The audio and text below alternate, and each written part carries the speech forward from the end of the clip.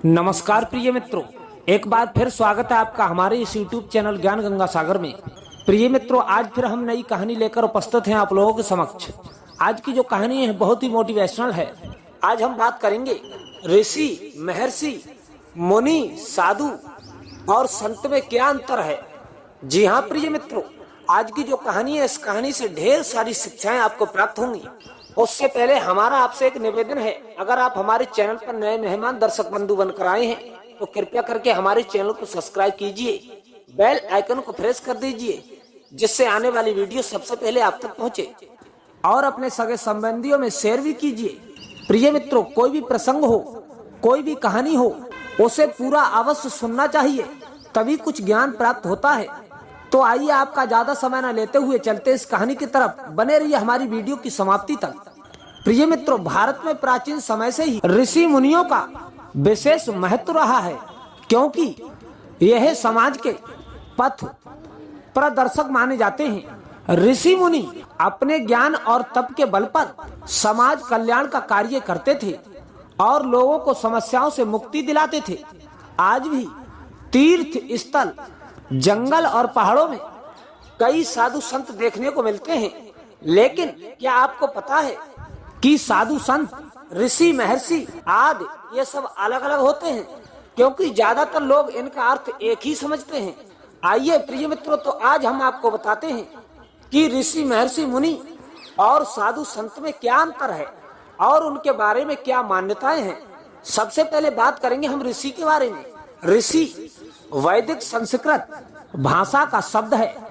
वैदिक ऋचाओं के रचयिताओं को ही ऋषि का ही दर्जा प्राप्त है।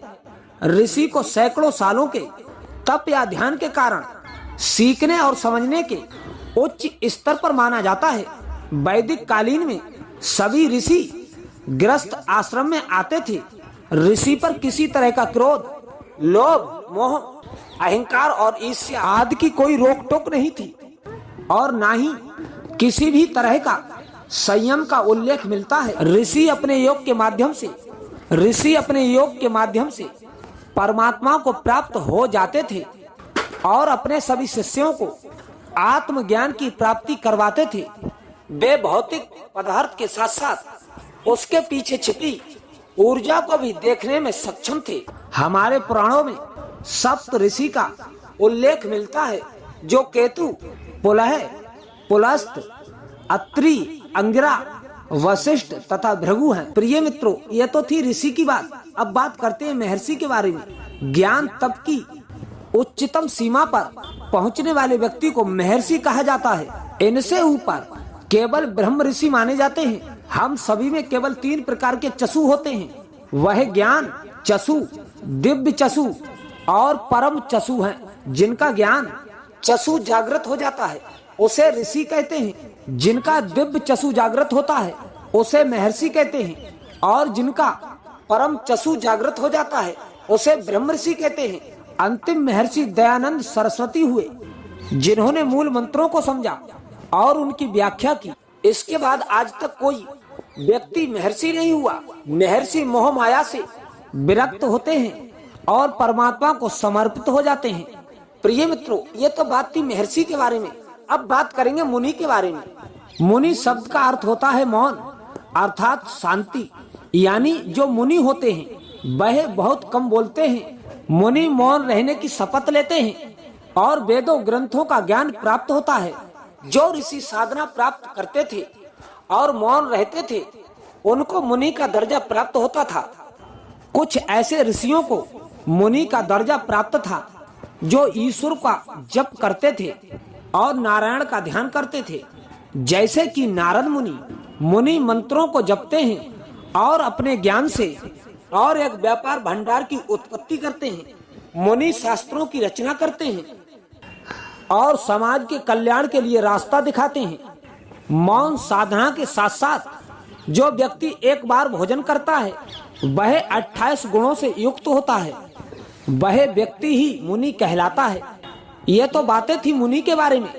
जी हाँ प्रिय मित्रों, अब बात करते हैं साधु के बारे में। साधना करने वाले व्यक्ति को साधु कहा जाता है, और साधु होने के लिए विद्वान होने की जरूरत नहीं है, क्योंकि साधना कोई भी कर सकता है। प्राचीन समय में कई व्यक्ति समाज से हटकर या समाज में रहकर किसी विषय की साधना करते थे और उससे विशिष्ट ज्ञान प्राप्त करते थे। कई बार अच्छे और बुरे व्यक्ति में फर्क करने के लिए भी साधु शब्द का प्रयोग किया जाता है। इसका कारण यही है, साधना से व्यक्ति सीधा और सरल और सकारात्मक सोच रखने वाला हो जाता है। साथ ही वह लोगों की मदद करने के लिए हमेशा आगे रहता है। साधु का संस्कृत में अर्थ है सज्जन व्यक्ति और इनका एक उत्तम अर्थ यह भी है 6 विकार यानी काम, क्रोध, लोभ, मोह, मद और मत्सर का त्याग कर देता है। जो इन सब का त्याग कर देता है उसे साधु की उपाधि दी जाती है। जी हाँ प्रिय मित्रों, अब बात करते हैं संत के बारे में। संत शब्द संस्कृत के एक शब्द शांत से बिगड़कर और संतुलन से बना है। संत उस व्यक्ति को कहते हैं जो सत्य का आचरण करता है और आत्मज्ञानी होता है। जैसे संत कबीर दास, संत तुलसीदास, संत रविदास। ईश्वर के भक्त या धार्मिक पुरुष को भी संत कहते हैं। बहुत से साधु महात्मा संत नहीं बन सकते क्योंकि घर परिवार को त्याग कर मोक्ष की प्राप्ति के लिए चले जाते हैं। इसका अर्थ है कि वह अति पर जी रहे हैं। जो व्यक्ति संसार और अध्यात्म के बीच संतुलन बना लेता है उसे संत कहते हैं। संत के अंदर सहजता, शांत स्वभाव ही बसती है। संत होना गुण भी है और योग्यता भी है। प्रिय मित्रों, तो आज हमने आपको बताया संत, महर्षि, ऋषि, मुनि, साधु, इन सब में क्या अंतर है। तो हमें कमेंट बॉक्स में अवश्य बताएं। मिलते हैं नेक्स्ट वीडियो में, तब तक के लिए जय श्री कृष्ण, जय श्री श्याम।